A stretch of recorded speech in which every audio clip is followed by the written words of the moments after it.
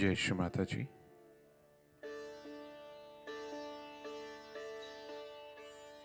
Let us all bow down to Shri Mataji. Raise our Mother Kundalini and put Bandhan.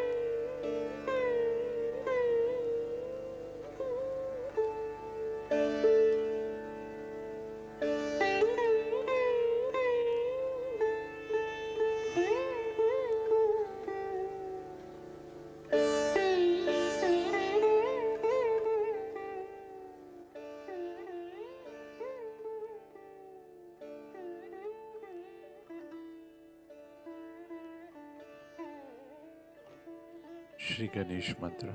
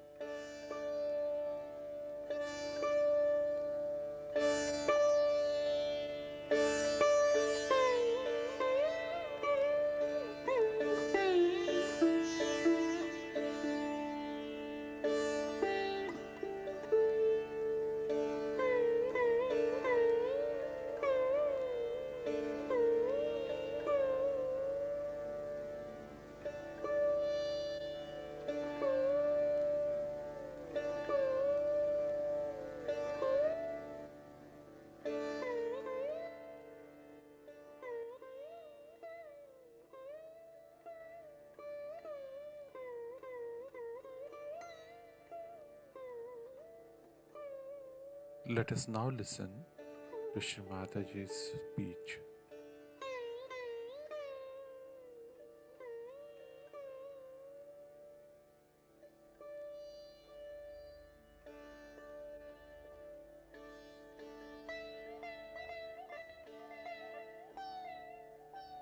Today you all have gathered here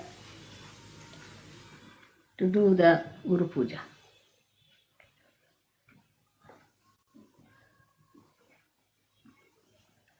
Your Guru is a mother first and then a Guru. And that has given me a greater help. We have had before also many Guru Pujas, mostly in England. And you should wonder why Mother always somehow is doing Guru Puja in London.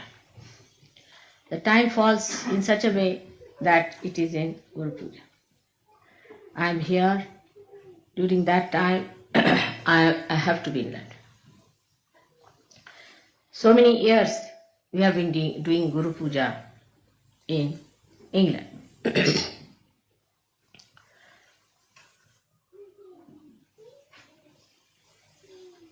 All things happen if according to Rutambhara Pragya, then there must be some reason why Mother is here in England for a Guru Puja.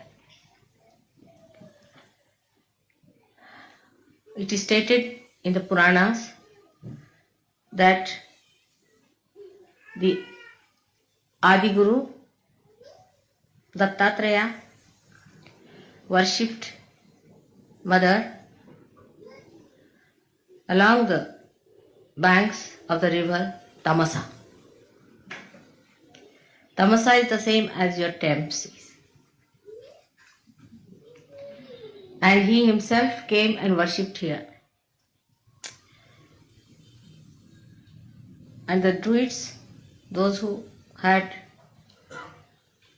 the manifestation of the Stonehenge and all that, are originated from that time in this great country of Shiva or the spirit.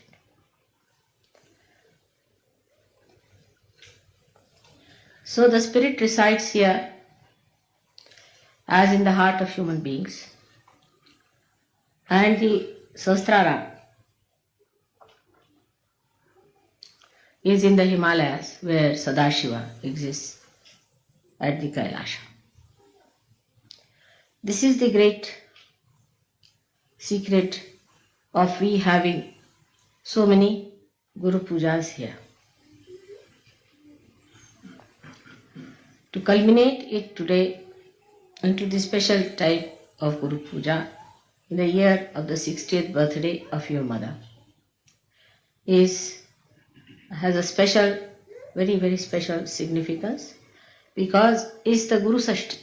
It's the 60 years of your Guru has been celebrated today,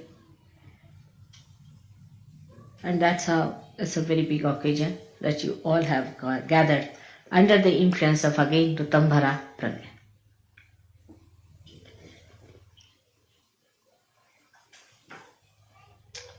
So all that has happened by the nature's own gift to you. And everything has worked out so well because that was the desire of the divine and the design of the divine. So the river Thames, which we call her as Thames, you see English have a method of making everything English. Like Bombay they made it, Mumbai was Bombay. You see, like Calcutta, like all other words was like that. Like Varanasi was made into Banaras. River Thames, which was really Tamsa, was called as Thames. Now from the name Tamsa, one should know that is a place of Tamoguna. Is a place where left-sided resided since long. So people were very worshipful, left-sided people, emotional type. And they worshipped God more than that they went into yajnas and all that. And Dattatreya lived here and meditated on the banks of river Thames. That's why Guru Puja here has to give us the great background for your awakening of the Guru principle. We have to go to the roots of everything so that we understand the importance of it. Unless until you know the roots and the traditions behind, you cannot understand the depth, the gravity, the intensity of any puja. Today we have gathered here to do the Guru Puja. Again, the reason is we have got a Guru principle within ourselves, as I told you last time. And also I have given elaborately the 10 commandments as expressed within us, which are describing the different types of essences within us.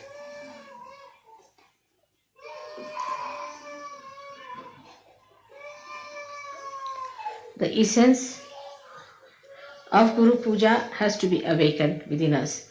That's how we are having this program here.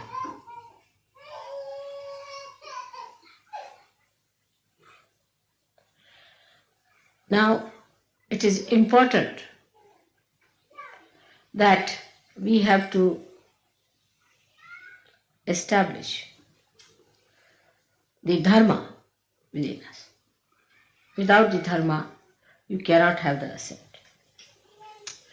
And as I have told you before, that the cleanliness of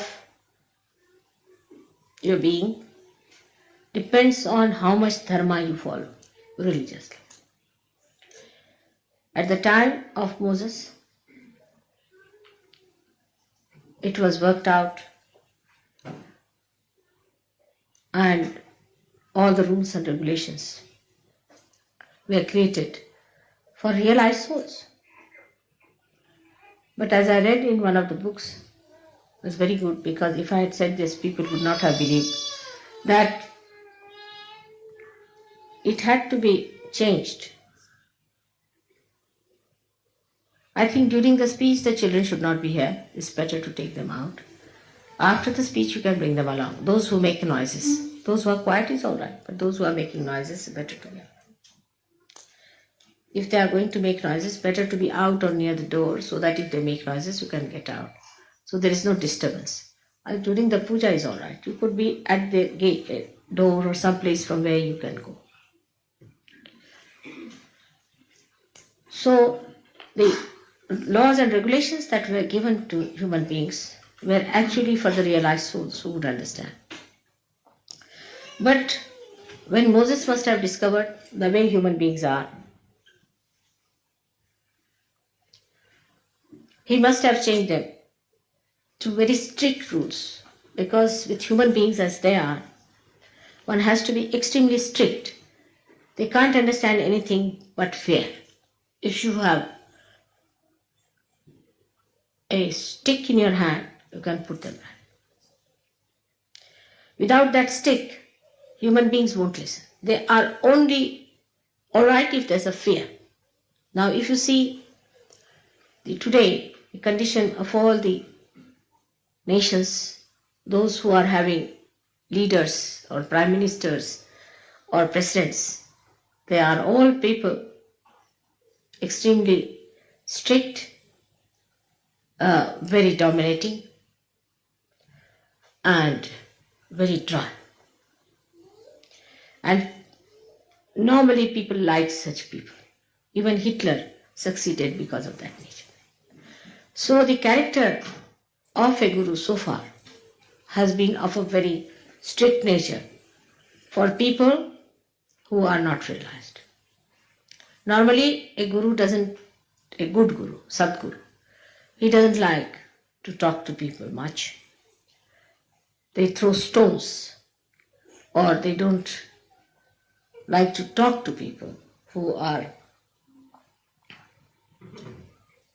not realized. But if they are realized, then these gurus change their attitude towards the people who want to see them. There's a tremendous difference between a person who is realized and non-realized in the protocol of God. A man may be the king or anything, he'll be asked to sit outside. It has nothing to do with what position you enjoy. As long as he's a realized soul and not possessed, he's given the highest position. But if you are possessed, then also the guru will tell him that you get out from here, first get rid of your position and then come. And all these strict rules were there, that such and such person must be killed, such and such person must be given a punishment of cutting the hands, cutting the feet, even absolutely destroying the eyes. This was done because they were not realized souls. It was a great realization of Moses, I think, that he took to the another kind of law which is known as Shariat now, and that's what the Muslims are following. In a way it's good, I think, because people who are now normal people really deserve such a rule. But it should not be so fanatical that you cannot discriminate between a realized soul and non-realized soul. Now, the guru within you will be awakened if you are strict with yourself. That's one point is very important. Unless and until you are strict with yourself, the guru will not be awakened with you. People who are lazy lumps, who cannot sacrifice anything, who are very fond of comfort, can never be gurus. Take it. They can be good administrators, they can be anything, but never a guru. A guru should be willing to live the way he has to live. He should be able to sleep on stones. He should be able to sleep under any circumstances. Not that the disciple should force on him, but it should be his own nature that he can adjust himself. Comfort cannot crawl on a guru.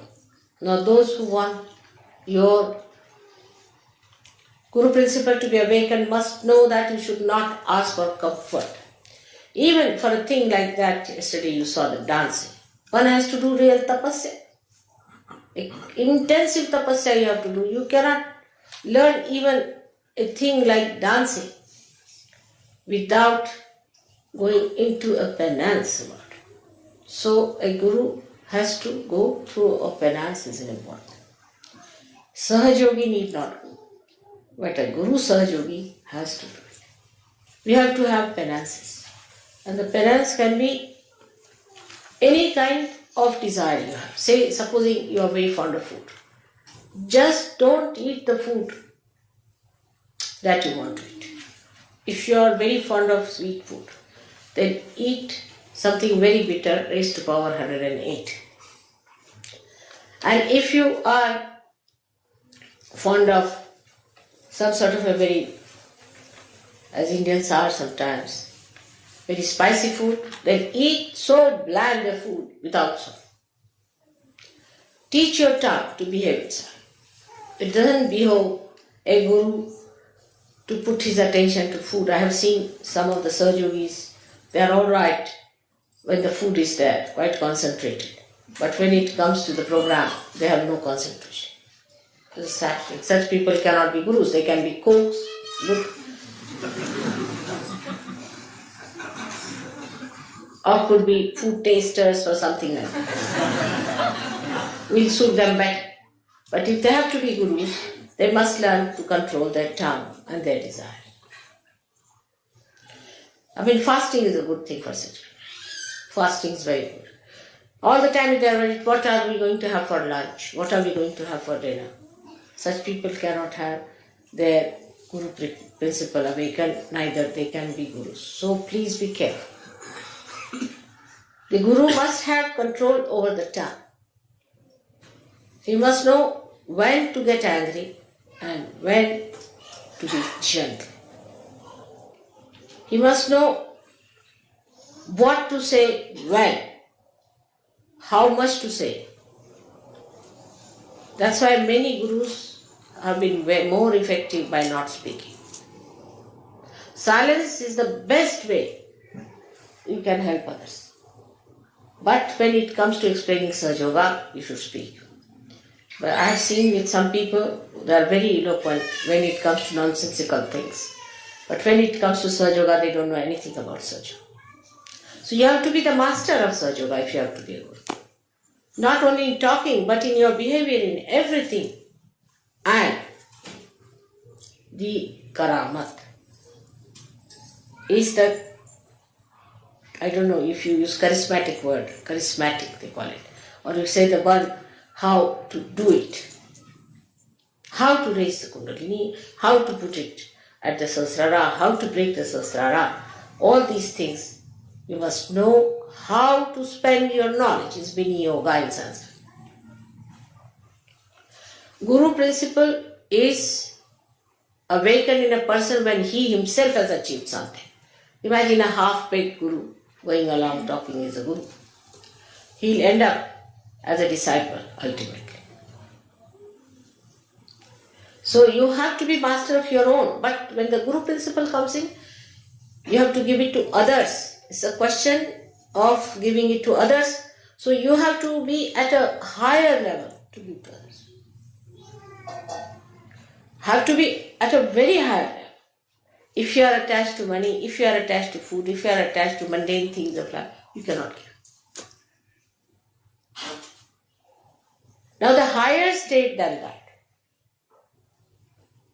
can be achieved, which is natural in me, but can be achieved, is that you don't have to have any dependence like that any rules and regulations.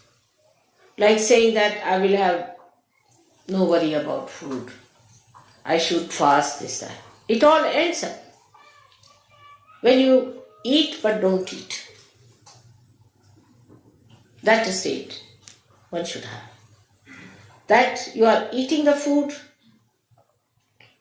and if you ask, did you have your lunch? I don't know.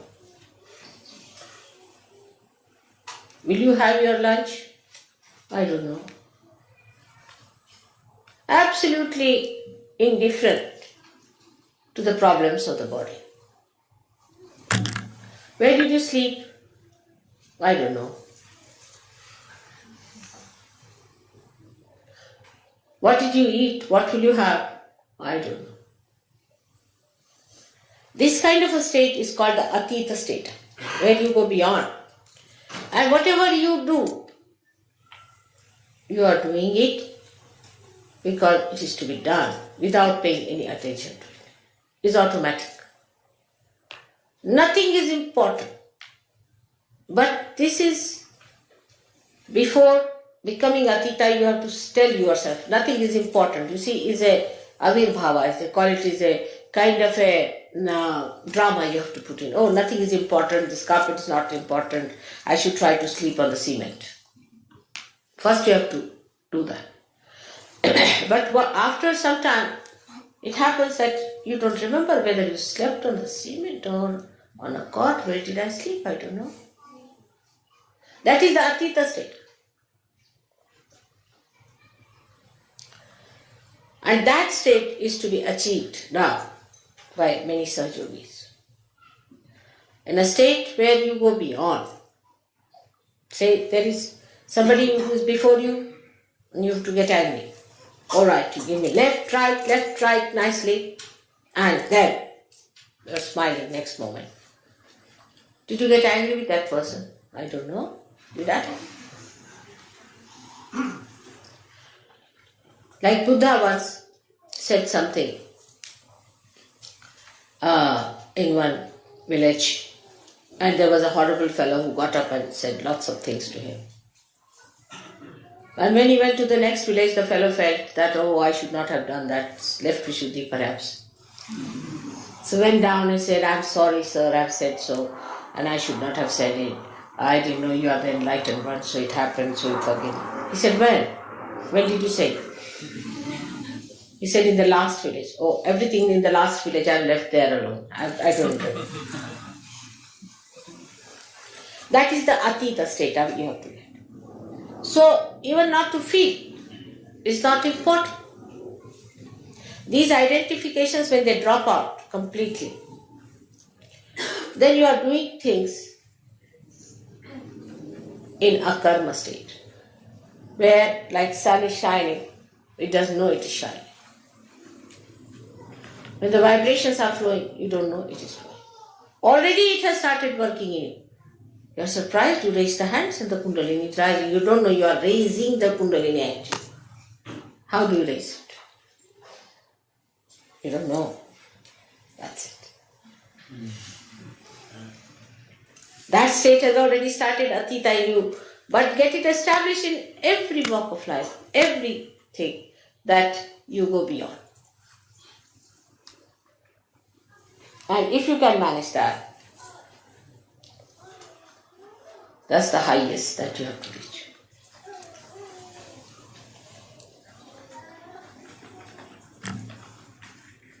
Now, with the incarnations, it's very different. It's the other way around. Everything is the other way around. They don't have to do any tapasya. They don't have to starve. They don't have to tell them. Whatever they do is the punya. They don't have to collect punyas either. If they kill somebody, it is dharma. If they hit somebody, it is the dharma. Nothing they do wrong. They are absolutely immaculate. If they deceive someone, they cheat someone, it's perfectly alright. Because for a higher goal, you have to give up this smaller goals. It's justified in our day-to-day life, you see, that when you are defending your country, there's an enemy on you. If you have to defend your country, you can slay him. You can cheat him. Diplomatically, you can befool him. It's allowed. Why? Because for a higher goal, you have to give up the smaller. But for an incarnation, it is always the higher goal. He's not bothered about smaller goals at all. He doesn't have to wait, think, rationalize, or to train himself or do some drama or anything. It's all done. Even the movement, every movement of an incarnation has a ripple in it, which is for the good. There's nothing, not even a moment is such which is not for the good of the world. So the incarnation is a very different thing that is not to be achieved, that has to be.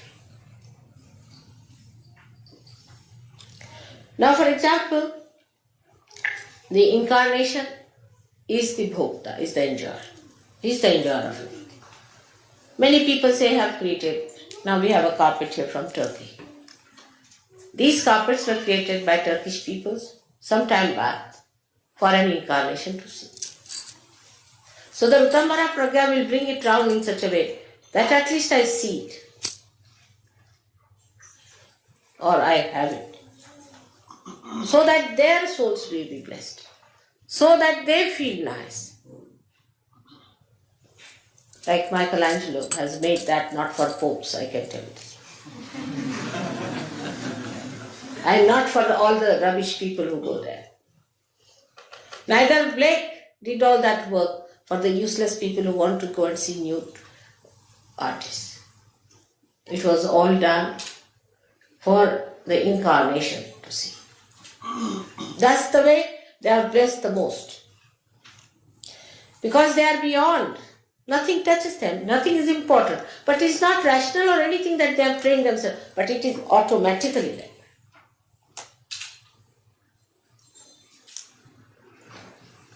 Like Sri Krishna had to marry 16,000 women. Can you imagine? In those days of monogamy, he would be prosecuted 100 times. The reason was he has 16,000 powers. And he was to be born with those 16,000 powers on this earth. And 5 elements became his queens. He had to do some justification to have them around.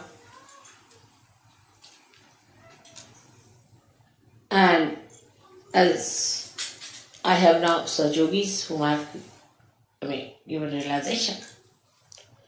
So automatically I am your mother is established.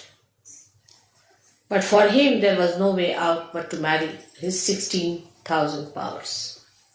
Also he married, but he was never married. He was a bachelor out and out all his life.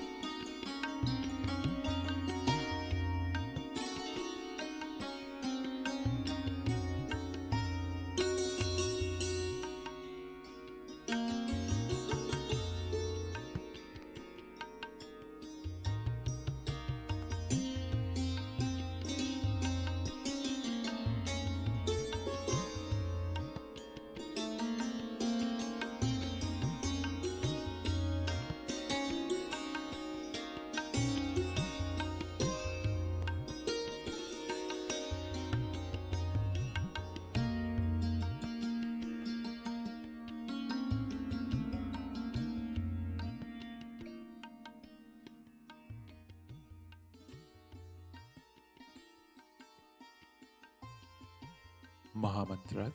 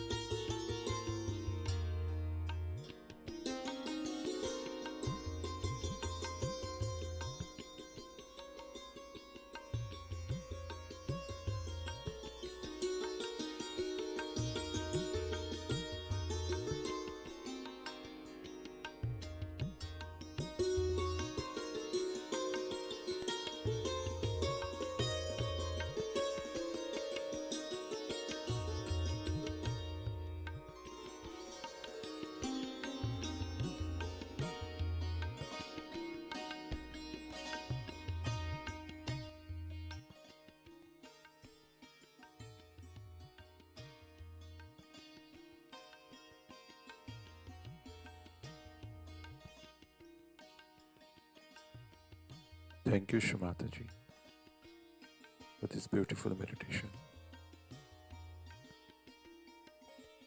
Let us all bow down to Shimataji, raise our Mother Kundali, and put Bandhan.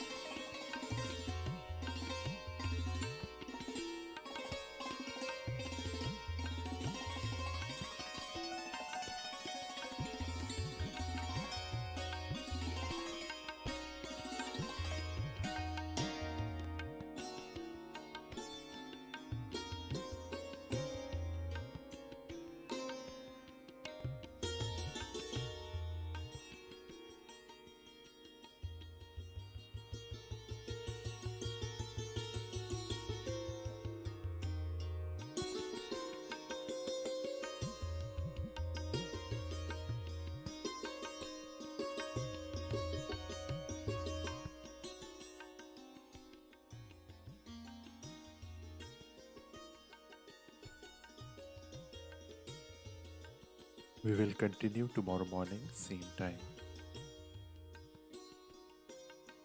Jai Shri Mataji.